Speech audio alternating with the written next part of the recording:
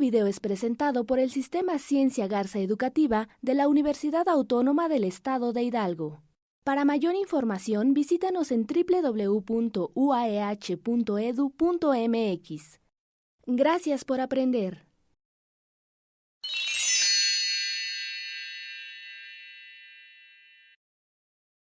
Mi nombre es Alicia Sánchez González, pertenezco a la Escuela Superior de Tepeji del Río y el día de hoy vamos a hablar acerca de capacidad del proceso. Todas las empresas y organizaciones en sus procesos productivos tienen variaciones. Estas variaciones pueden ser comunes o pueden ser asignables. Es importante que a pesar de tener un buen proceso controlado, tenemos que saber que esas variaciones comunes siempre las vamos a encontrar. Dentro de las organizaciones, nosotros evaluamos ciertas características de calidad, ya sea del producto final o del proceso productivo. Al evaluar estas características, nosotros podemos determinar la variabilidad que tenemos dentro de ellos. Por lo tanto, si nosotros deseamos calcular la capacidad del proceso, debemos considerar, y es algo bien importante, que nuestro proceso se encuentre estadísticamente estable. Al calcular la capacidad de proceso, podemos comparar procesos que tengamos dentro de nuestra organización y además podemos mejorar dichos procesos. Debemos llevar a cabo una interpretación correcta de estos resultados para poder tomar buenas decisiones, y si nosotros llevamos a cabo cambios de proveedor, cambios de materia prima, también es importante llevar a cabo este cálculo para determinar si mi proceso va a ser capaz de cumplir con las especificaciones que nos solicita el cliente. Con estos resultados que nosotros tenemos, medimos el potencial de nuestro proceso productivo. Debemos de trabajar con gráficos de control, que son otras herramientas estadísticas que debemos de trabajar dentro de nuestras organizaciones. Debemos de analizar, identificar y corregir algunas desviaciones que podamos nosotros detectar antes de llevar a cabo este cálculo de capacidad de proceso. Existen algunos software estadísticos y nosotros vamos a estar trabajando con el Minitab como apoyo para poder evaluar e interpretar estos resultados. Vamos a estar hablando de mediciones, de variaciones, de gráficos de control, de capacidad de proceso y de límites de control. ¿Cuál es el objetivo? Bueno, el objetivo es utilizar un software estadístico que calcule este índice de capacidad de un proceso productivo y sobre todo interpretar los resultados para tomar buenas decisiones. ¿Qué conocimientos previos debemos de tener antes de llevar a cabo estos cálculos? Tenemos que utilizar e interpretar gráficos de control, conocer las medidas de tendencia central, conocer las medidas de dispersión e interpretar lo que son los histogramas. ¿Cuáles son los objetivos de llevar a cabo un estudio de capacidad? Primeramente, conocer si el proceso cumplirá con las tolerancias solicitadas en el diseño o en la especificación que el cliente nos está solicitando. También vamos a poder elegir qué proceso es el más adecuado si tenemos varias alternativas para llevar a cabo nuestro producto. Asignar las máquinas disponibles con que contamos.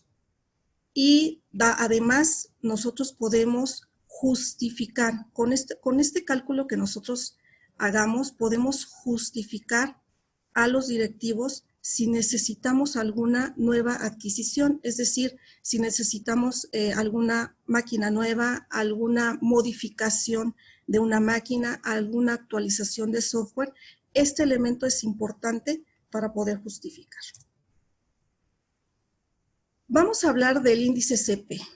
¿Qué es el índice CP? El índice CP pues, es el índice de capacidad potencial que tenemos en nuestro proceso.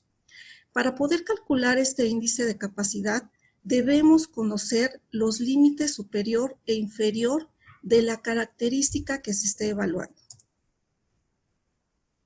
Las variaciones que tenga nuestro proceso deben ser variaciones naturales. Entonces, ¿cómo vamos a interpretar el resultado de este CP? Para interpretar los resultados de la capacidad potencial, nosotros tenemos una tabla donde podemos determinar en qué categoría está nuestro proceso. La primera categoría es la clase mundial. Hoy en día, la mayoría de las organizaciones pues busca ser empresas de clase mundial y estaríamos trabajando con calidad 6 Sigma. Si caemos en la categoría 1, nuestro proceso sería adecuado, cumpliríamos con la especificación que el cliente está solicitando. Si caemos en la categoría 2, nuestro proceso sería parcialmente adecuado. Sí requiere de un control estricto, pero podría ser funcional nuestro proceso. En la categoría 3 es un proceso no adecuado. Se necesitaría hacer un análisis de qué está pasando en nuestro proceso productivo y tendríamos que hacer algunas modificaciones para alcanzar la calidad satisfactoria. Y si la categoría es la número 4, pues nuestro proceso definitivamente no es adecuado y necesitaríamos realizar modificaciones demasiado serias para poder cumplir con las especificaciones del diseño del producto. Tenemos una desventaja al calcular este índice CP, ya que no toma en cuenta la media del proceso, solamente toma en cuenta el límite superior y el límite inferior. Por lo tanto, tenemos otros índices con los cuales nosotros podemos interpretar para que tome en cuenta la media o el valor medio de mis datos, es decir, el CPS y el CPI. En estos índices sí vamos a tomar en cuenta tanto la especificación superior como la especificación inferior y además el valor de la media. También vamos a poder obtener el índice de capacidad real del proceso y ese lo vamos a identificar como CPK. Este CPK toma en cuenta el centrado del proceso. Entonces, este índice me va a decir si mi proceso está centrado a la media que nos está solicitando el cliente. ¿Qué consideraciones debemos tomar? Bueno, debemos tomar las siguientes consideraciones. Para poder evaluar los índices, tenemos que analizar si la capacidad real es menor o igual a la capacidad potencial. Vamos a poder definir que la media está muy cerca del punto medio de las especificaciones. Si la capacidad real es menor que la capacidad potencial, entonces la media de mi proceso se encuentra alejada del centro de la especificación. Si la capacidad real es mayor a 1.25, me va a indicar que el proceso cuenta con la capacidad satisfactoria. Y si la capacidad real me da 0 o incluso valores negativos, me va a indicar que la media del proceso se encuentra totalmente fuera de especificación. Vamos a apoyarnos también de una tabla. Más adelante en el ejemplo vamos a ver cómo se lee esta tabla. Pero ¿qué pasa? Bueno, nosotros tenemos que saber en porcentaje o en número de piezas, cuántas piezas van a estar fuera de mi especificación o en porcentaje. Entonces, estos índices de capacidad también me van a dar esa referencia. ¿Cuántas piezas voy a tener fuera de la especificación o el porcentaje que representa esas piezas fuera de especificación? Aquí tenemos un ejemplo. Bueno, los siguientes datos representan las mediciones de viscosidad de los últimos 3 meses de un producto lácteo. Tenemos la especificación que solicita el cliente. El cliente nos pide una viscosidad en promedio de 80 más menos 10 CPS. Entonces tenemos los datos nosotros los podemos ingresar en Minitab y tenemos que calcular los índices de capacidad, los vamos a calcular en este caso en el software de Minitab y vamos a hacer el análisis correspondiente de los resultados obtenidos. Primeramente, realizamos los gráficos de control. Recuerden que yo les comentaba, para hacer un cálculo de capacidad de proceso, necesitamos verificar que nuestro proceso esté estadísticamente estable. ¿Cómo lo podemos nosotros determinar? Bueno, con un gráfico de control. Aquí tenemos un gráfico de control XS, donde podemos observar que todos los datos entran dentro de mi límite inferior y mi límite superior. Por lo tanto, es un proceso estable. Nos vamos a graficar nuestra capacidad de proceso y nos vamos a enfocar a los valores obtenidos de CP, CPK, CPL y CPU. Vamos a iniciar con el CP. La capacidad potencial es más de 1, por lo tanto, caería en la categoría 2 y sí necesitamos algún ajuste, pero podemos trabajarlo sin problema. El resultado de la capacidad real es menor que la capacidad potencial. Por lo tanto, ¿qué me indica ese valor, ese 0.92? Que existe una desviación respecto a la media. Nosotros podemos observar el histograma y el histograma está sesgado hacia la derecha.